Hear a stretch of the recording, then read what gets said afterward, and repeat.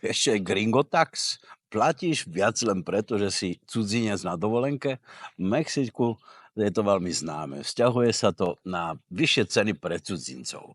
Miestni tu často predpokladajú, že turisti sú bohatší a nebudú zjednávať.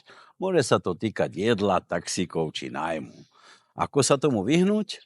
Zisti si ceny vopred, rozprávaj s domácimi, pozri aplikácie a nauč sa základnú španielčinu, napríklad quanto cuesta normalmente, koľko to stojí normálne. Plať v pesos, nie v dolároch. A keď zjednávaš, zjednaj s rešpektom, hlavne na trhoch. Vyhýbaj sa turistickým reštauráciám, jedz tam, kde domáci.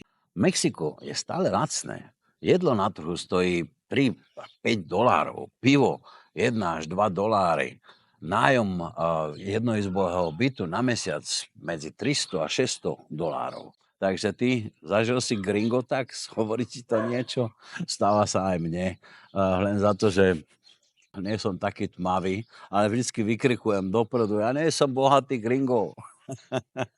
Majte sa.